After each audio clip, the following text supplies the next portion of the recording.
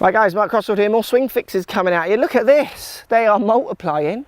We've got a woolly buzzer, the woolly mammoth that is Buzzer, out of his pyjamas, I'm pleased to see at last, after his Dubai trip. And we've got Coach Lockie. Hi guys. The Coach Lockie is in da house, swing fixing. Fans.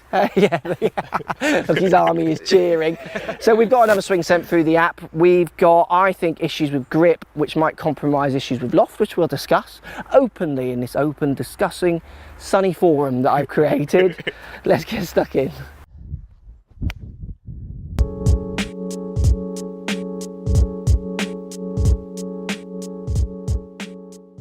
Right guys, here we go. You see the swing here. What I see, personally, is I can't see if the ball's going left or right high. Well, I think it's going low, but I can't see if it's cutting or not. Looks low, doesn't it? I mean, from the 2D image we've got, we're kind of speculating a bit, but I would suggest he hits it low.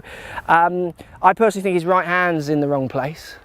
The way I see that is when we take it to that parallel position, the club is turned down, but his right hand hasn't come on top. It's actually still almost this side of the club. It's quite heavily down as well. Yeah, which means at this point is at the start point, if I twist that back, it must be And you'd expect underneath. it almost to be cupped, wouldn't you, if he'd done it with the other hand? Yeah, if it's a neutral grip, to get the face to where he would, like you say, you would have to be doing and he's that. certainly not doing that. Absolutely so I not. Absolutely not.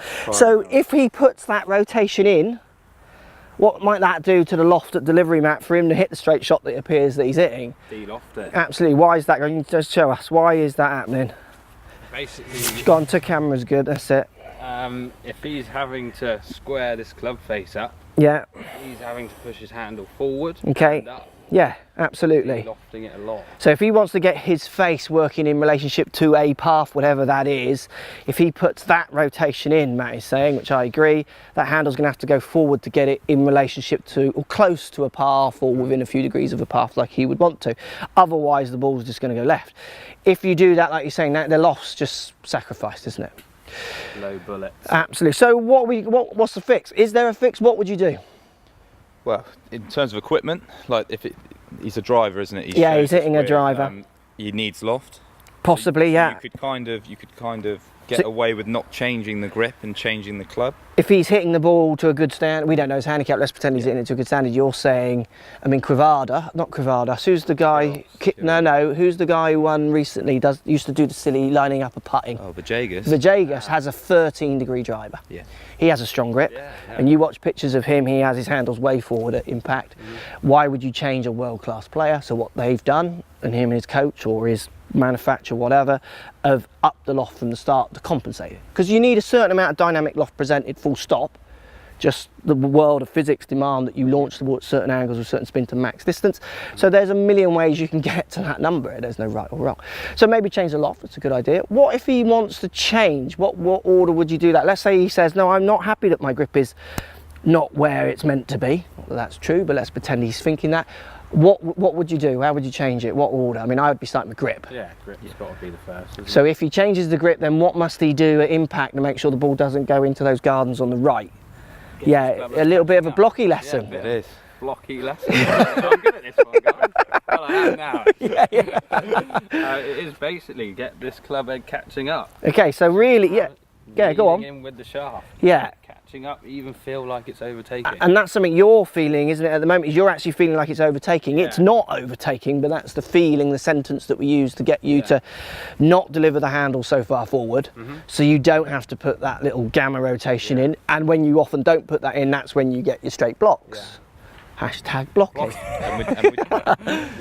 Would you try and get him completely neutral, or do you think there's probably a middle ground for this player? It's a good question. Yeah, I would play with him. I totally agree. I say to them, we're going to play. So these next batch of shots, I don't care where they're going. I'm literally going to just experiment with you to see where I can push and where I can't. Some people, you tell them to do it, like you say, kind of all the way to a standard neutral grip, and you can see they're just hating it so much. You think, well, he plays once a week.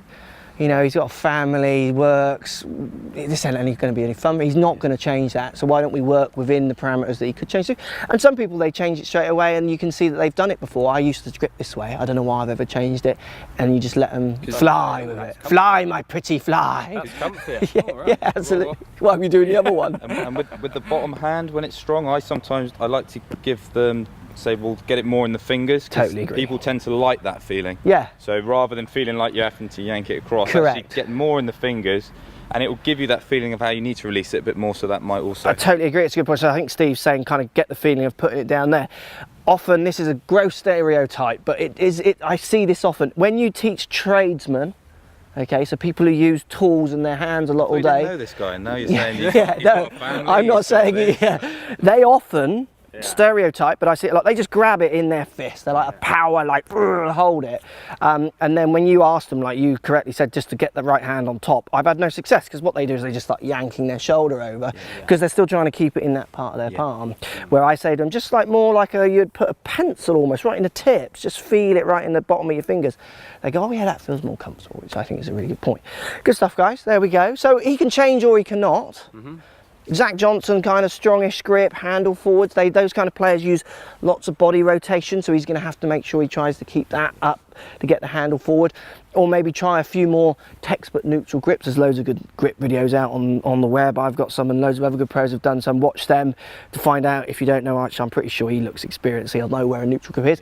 But if you do the neutral grip, like Matt says, you need to be feeling like the head's catching up with the handle at the bottom. Lots of people don't like that for it because they use the word casting.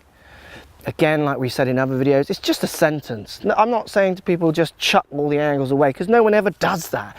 But you might need to feel that. And if you feel that and it lines impact up and distance is the same and dynamic loft is better, then I feel like you're casting. It's just a sentence to try and make them hit a better impact position.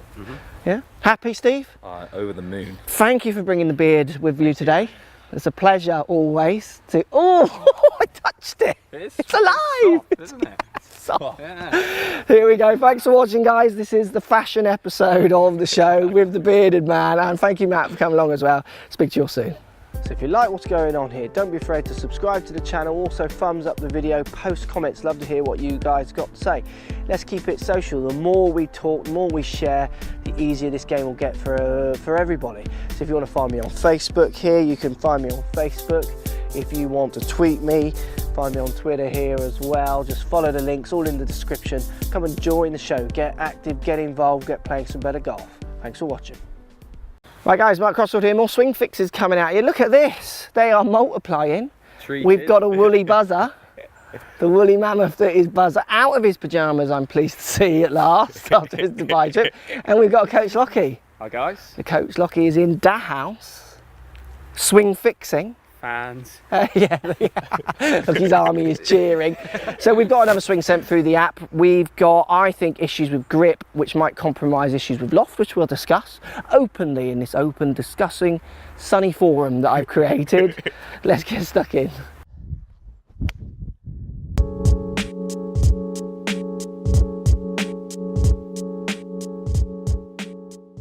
Right guys, here we go. You see the swing here. What I see, personally, is I can't see if the ball's going left or right high. Well, I think it's going low, but I can't see if it's cutting or not. Looks low, doesn't it? I mean, from the 2D image we've got, we're kind of speculating a bit, but I would suggest he hits it low.